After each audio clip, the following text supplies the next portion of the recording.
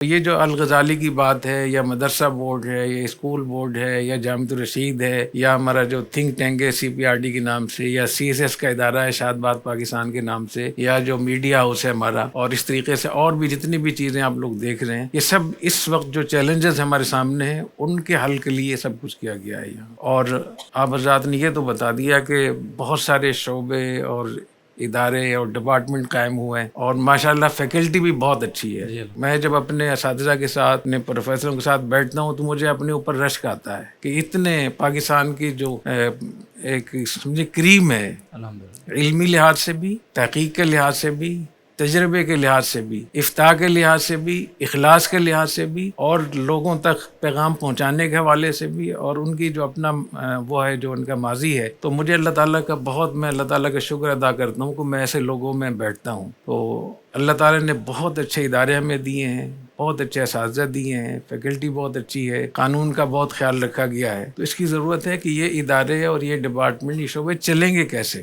طلباء کا رجوع بھی بہت زیادہ ہے، تو میں اس میں 3 قسم کے حضرات کو خاص طور پہ میں دعوت دینا چاہوں گا۔ ایک جو ہمارے طلباء ہیں، مدارس کا 150-200 سال سے یہ معمول ہے کہ وہاں تعلیم مفت میں ہوتی ہے، اس کے لیے کوئی اخراجات وغیرہ نہیں ہوتے۔ تو ایک اس میں ہم نے یہ تبدیلی کی ہے کہ وہ طلباء جو صاحب حیثیت ہیں وہ اپنا خرچہ خود برداشت کریں، وہ ادارے پر بوجھ نہ بنے۔ یہ ہمارے دین کے بالکل خلاف ہے کہ آپ کسی پر بوجھ بن جائیں۔ تو ہم نے کوشش کر رہے ہیں کہ جو ایسے طلباء ہیں جن کے والدین صاحب حیثیت ہیں وہ اپنے اخراجات خود برداشت کریں، تاکہ ہمارا جو مالی بوجھ ہے یہ تقسیم ہو جائے۔ اور اگر کوئی مدرسے کی زکوٰۃ کے اوپر، حالانکہ وہ مستحق زکوٰۃ نہیں ہے، پھر بھی وہ زکوٰۃ کی چیز استعمال کر رہا ہے، تو اس کے علم میں کیا برکت ہوگی۔ دوسرے نمبر پہ ہمارے جو معاونین ہیں، ان سے میں خاص طور پہ بات کروں گا کہ اس ملک کو ٹھیک کرنے کے لیے باتیں تو بہت کر رہے ہیں، لیکن آپ کی اس کے لیے کوشش کتنی ہے؟ تو جامعۃ الرشید کے جتنے بھی ادارے ہیں، شعبے ہیں، یہ آپ کے لیے ہے۔ یہ جو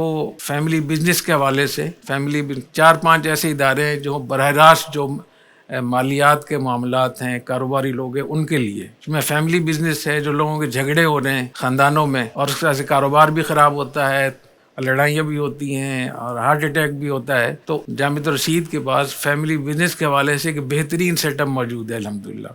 اور میں بتا دوں کہ J.Dot کا جو اتنا بڑا ایشو تھا وہ بھی جامعۃ الرشید سے حل ہوا تھا، اور میں نے ان سے پوچھ لیا تھا کیا میں لوگوں کو بتا سکتا ہوں یا نہیں، تو ان کی اجازت سے بتا رہا ہوں۔ تو اس وقت میں ہمارے کاروباری لوگوں میں بہت بڑا گھروں میں یہ فتنہ ہے، تو اس کے حل کے لیے آپ جامعۃ الرشید سے یہ خدمت، یہ سروس، یہ آپ کے لیے۔ اسی طریقے سے اگر آپ کا کوئی جھگڑا ہے، اس میں آپ تحکیم کرنا چاہتے ہیں، مصالحت کرانا چاہتے ہیں، آربیٹریشن ہے، میڈیشن ہے، اس کا بھی الحمدللہ جامعۃ الرشید سے انتظام ہے۔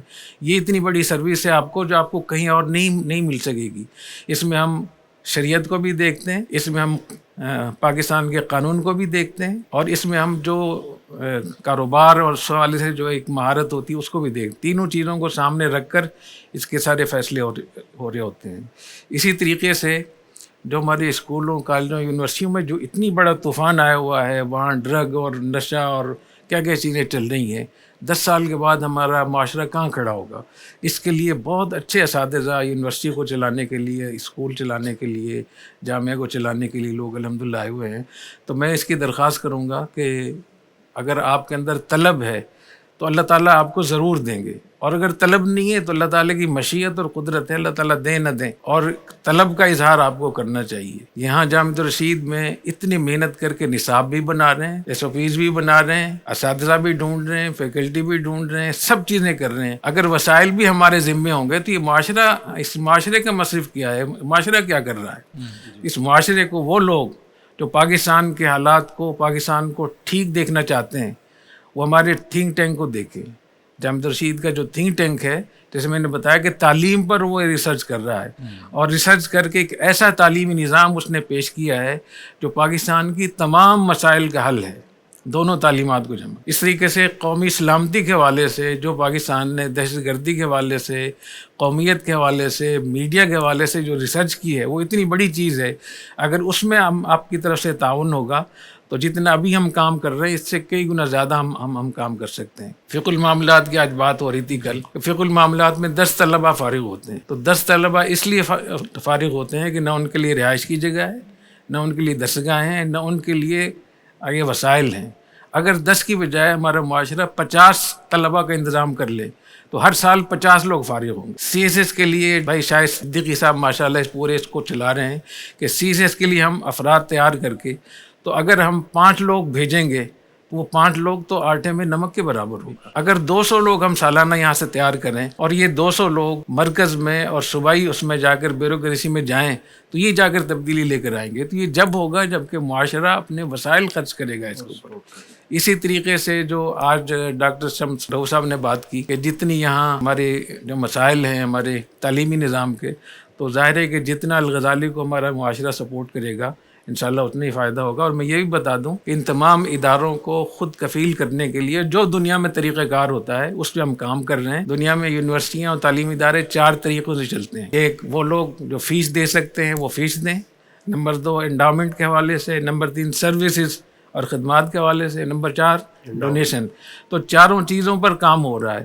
اگر ہمارا معاشرہ، ہماری سوسائٹی ہمارے ساتھ ہوگی تو انشاءاللہ ہمیں امید ہے کہ ایک وقت ایسا بھی آئے گا کہ ہمارے بہت سارے ادارے خود کفیل ہو جائیں گے اور آپ کے لیے ایک بہترین صدقہ جاریہ ہوگا انشاءاللہ تعالی.